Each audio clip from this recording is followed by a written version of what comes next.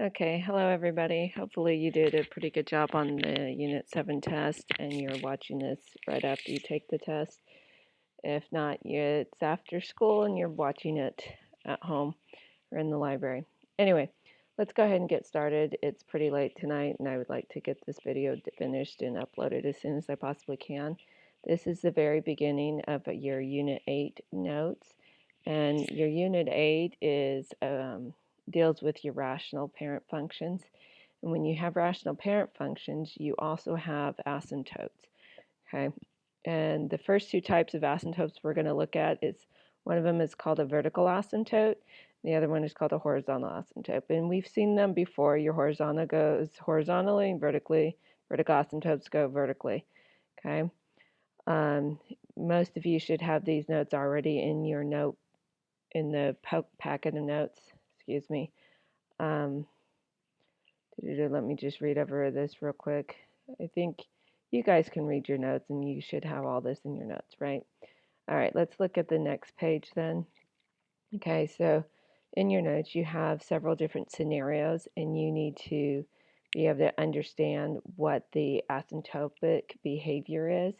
So in this case, you have the height of a person is a function of his or her age. Well, initially, the height of a person is going to start out pretty small. Let me move that backwards. So it's going to start out really small. Notice it's not starting right at the bottom here. It's starting up here. And as a person gets older, they're also growing, but they're not going to keep on growing forever. It's not going to keep on going like this. Okay, we don't have like 10-foot tall people or 100-foot tall people. As they age, they're going to get to a point where they're not going to get any taller. Okay, so in this case, your asymptote is right here, and this asymptote occurs because of the maximum height the person is going to get. So down here in your notes, you might want to write down just whatever maximum height or something like that. Okay, you can't get taller than whatever your maximum height is. Okay, so now the second scenario is when you pour a cup of hot coffee and it's left on the kitchen table, its temperature is a function of time. So when you first pour the coffee, it's really, really hot. Um, and then as it sits on the counter, it's going to start cooling off. Now, some of you say, well, where does this asymptote come from? Well, if your coffee is sitting on the counter, whatever the room temperature is, that's going to be this temperature line right here. Your coffee is not going to be colder than the room temperature. So down here, when you write down what the asymptote is limited by or what is causing the asymptote, you would write maybe the room temperature. Okay. Now in this scenario, as a space vehicle moves closer to the sun, it records the temperature as a function of its distance away. Okay, so this one's interesting. I would say there is a asymptotic behavior, but notice in here the graph does not show it. So if this is the distance from the sun and your spaceship is moving closer to the sun, then we would be traveling this way, right? Well, eventually you're going to, if you could get to the sun, then you could pass the sun, and as you pass it, your temperature is going to not get hotter, it'll actually get colder. So in this case, you would get super close to the sun and you would get hotter, but then after you pass the sun, your temperature would start dropping again. Okay, so in this case, I would say that this vertical asymptote, the y-axis is going to be your vertical asymptote, and that's from the sun. Now, we all know that if you get too close to the sun, the spaceship is going to burn up, melt away, explode. Everybody on the ship is going to die. Okay, so we know we cannot get so close that we die. So, the astronauts are going to get close to the sun, but then they're going to start moving it farther away from the sun over here. So this asymptote is actually your y-axis, and that's just the location of the sun. All right. So far, we have not invented a spaceship that would be able to land on the sun. Okay, your next scenario. In each case below, the first function on the left is linear, but the second function displays asymptotic behavior. Write a function rule for each and sketch the general shape of each graph. So the first scenario, you're driving a car at 60 miles per hour. How is the distance related to time in hours? Okay, so in this case, think back to like 7th grade distance and time and speed and all that fun stuff. And you'll know that if your speed is 60 miles an hour and you're driving for an X number of hours or a T number of hours, that'll tell you how far you've gone.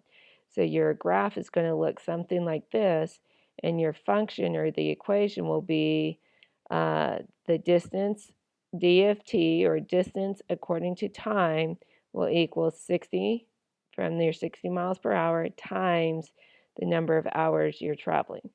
Okay, so your next scenario, you must drive a distance of 600 miles, express the time in hours required for the trip in t of x in terms of your speed of x in miles per hour.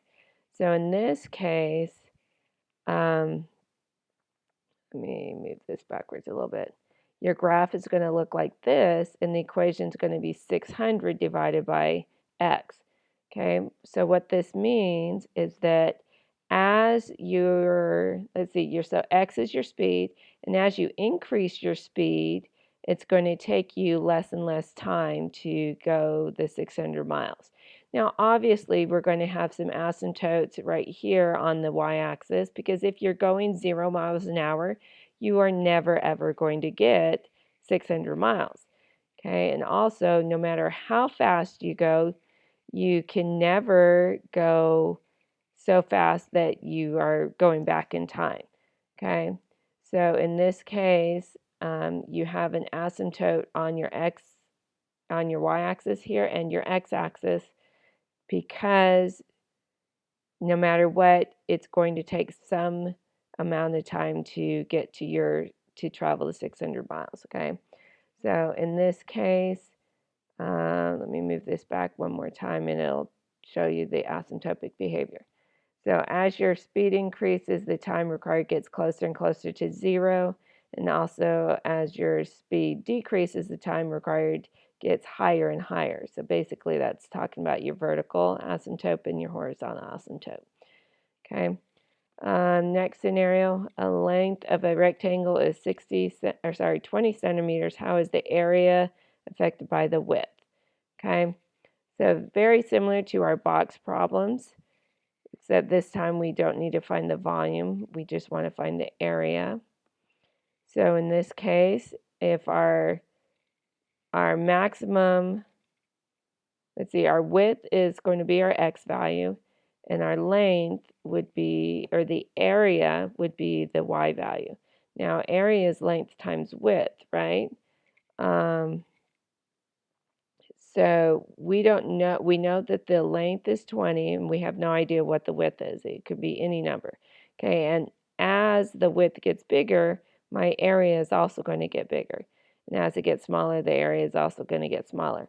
And we all know that even though this graph is showing that it's going to continue to decrease, we can't actually have negative areas, and we can't have negative measurements. All right, so now let's look at the next scenario.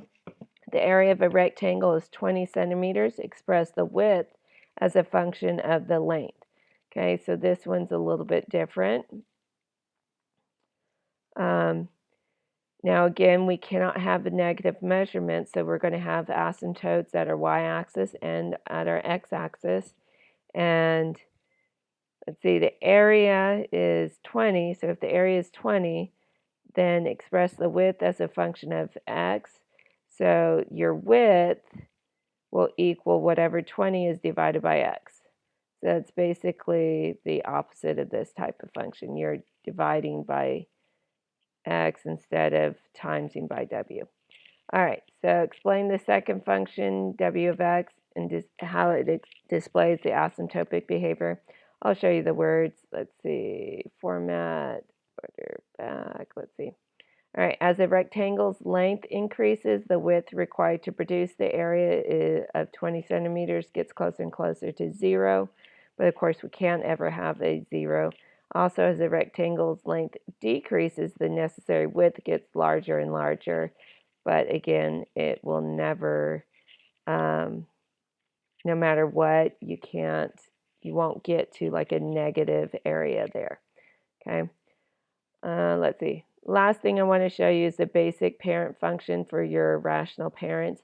You have two different rational parent graphs. You have 1 over x and 1 over x squared. Both of those are rational parents. We've seen both of these at the very beginning of the school year, but it's been a while, so let's go over the domain range and the asymptotes for these. Okay, I'm just going to move this all the way to the back. Whoops. I forgot. This first question, why do you think they are called rational functions? Well, if you look at the equation, it's because it's a fraction or a ratio. So let's see, backwards one. Each is written as a fraction or ratio with the numerator and the denominator, okay? And notice your x value has to be in the denominator. Later on, when we get farther in this unit, you'll realize that x can also be in the numerator, but it definitely has to be in the denominator for you to have a rational parent function. All right, so let's go ahead and graph these and look and see what the domain range and all that fun stuff is.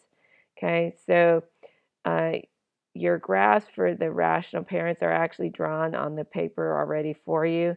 Your domain here is going to be from negative infinity to 0 and 0 to positive infinity.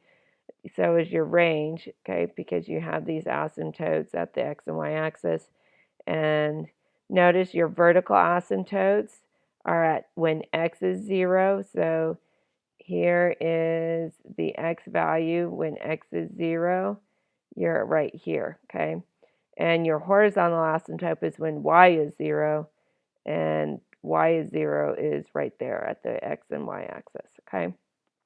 Please do not get those confused on just the fact that vertical asymptotes are in terms of your x values and horizontal asymptotes are in terms of your y value. Make sure you know that. All right, I know that was a little bit longer than I had planned, but I am done with the video now. I will see you guys tomorrow. And let me see, that's what I need to do. All right, bye guys.